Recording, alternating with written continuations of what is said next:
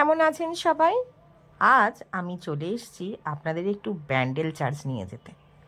আপনারা তো জানেন আমি বোনের ছেলের অন্নপ্রাশনে গিয়েছিলাম। তো ওর বাড়ি থেকে ব্যান্ডেল চার্চটা মোটামুটি কাছে।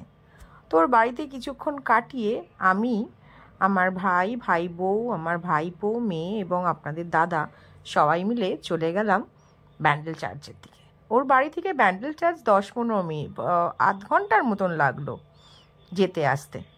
এই তো ব্যান্ডেল চার্চের রাস্তাতে আমরা পৌঁছে গেছি। দেখুন বাইরেটা কি ভিড়, প্রচুর জিনিস বিক্রি হচ্ছে, মোমবাতি, ফুল, যেগুলো চার্চে দিতে হয় আর কি। যিশুর মূর্তি, মা মেরির মূর্তি, অনেক কিছুই পাওয়া যাচ্ছে। চলুন আমরা ঢুকি একটু ব্যান্ডেল চার্চে। আমরা যদিও একদম বিকালে গিয়ে পৌঁছেছি, 4:30 4:45 চার্চের রুমটা বন্ধ হয়ে যাবে। এখন বাজেই 4টে। দেখা যাক কতটা দেখতে পারি। আসলে টাইমটা আমরা জানতাম না, সেই জন্যই আমরা একটু দেরি করেই বেরোলাম, যদিও বা ওর বাড়িতে আসতেই একটু দেরি হয়ে গেছিলো। এই যে আমরা চার্চে সবাই মিলে ঢুকছি। আমি এই চার্চটাতে সেই ছোটোবেলা, মনে পড়ে 7 না 8 আমাদের স্কুল থেকে এসছিলাম পিকনিকে। ওই বোধহয় প্রথম আর শেষ। চার্চের গেটের ভেতর দিয়ে আমরা ঢুকে গেছি। ভাই ওর ছেলের জন্য একটু ফটো তুলে নিচ্ছে চার্চের ওখানে। খুব দুষ্টু ছেলে তো, ভীষণ দুষ্টু, কিন্তু ফটো তুলতে সব সময় রেডি একদম।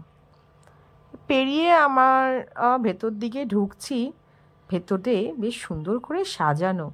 মনে পড়ছে না এগুলো আমি ছোটোবেলায় যখন এসেছিলাম সেগুলো ছিল কি না।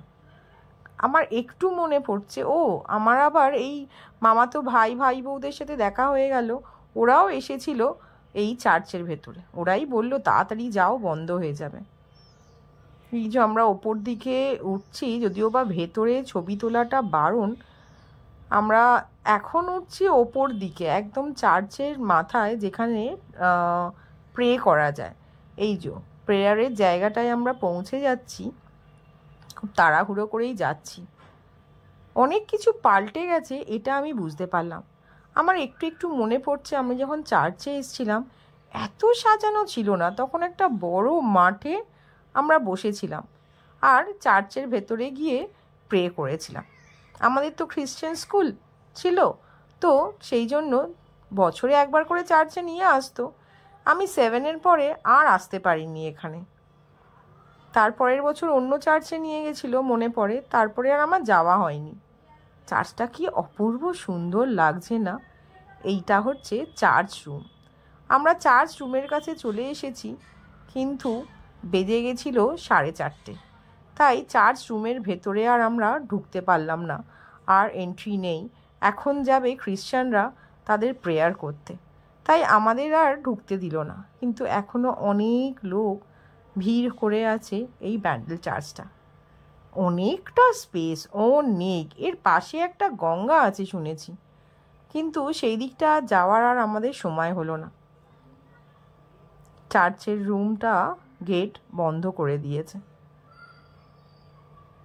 একদম বন্ধ। এখন যারা খ্রিশ্চান তারা ওই 4:45 থেকে 5টার মধ্যে ওরা ওদের প্রেয়ারটা সেরে নেয়। চাই চার্চটা ঘুরে আমরা বেরিয়ে পড়লাম। আর তো দেখার কিছু নেই, যতটুকু দেখা যায়। অনেক কিছুই ভেতরে দেখাতে পারলাম না আমি, তার কারণ ওখানে ক্যামেরা একদমই অ্যালাউ নয়। বাইরে থেকে চার্চ বিল্ডিংটা একটু আবার ক্যামেরা বন্দি করলাম। মনে হচ্ছে আর কিছুক্ষণ দাঁড়িয়ে যদি প্রেয়ার করতে পারতাম। এখানে এসে মনে পড়ে যাচ্ছে আমার সেই স্কুল লাইফটা। আমাদের স্কুল তো খ্রিশ্চান স্কুল ছিল। ক্রিসমাসে, নিউ ইয়ারে কত কিছু আমাদের অনুষ্ঠান হতো। এখান থেকে যাব আবার বোনের বাড়ি, সেখান থেকে বাড়ি ফিরব। যাক, বোনের ছেলের অন্নপ্রাশনে এসে আমাদের এই চার্চ দেখাটা হয়ে গেল, আলাদা করে আর আসতে হলো না। চলুন আজ তাহলে আমি এখানেই আসি। আবার দেখা হবে আবার কিছু নতুন ব্লগ নিয়ে। বেশ ভিড় হয়ে গেছে এখানটা। চলুন আজ আমি এখানেই আসি তাহলে।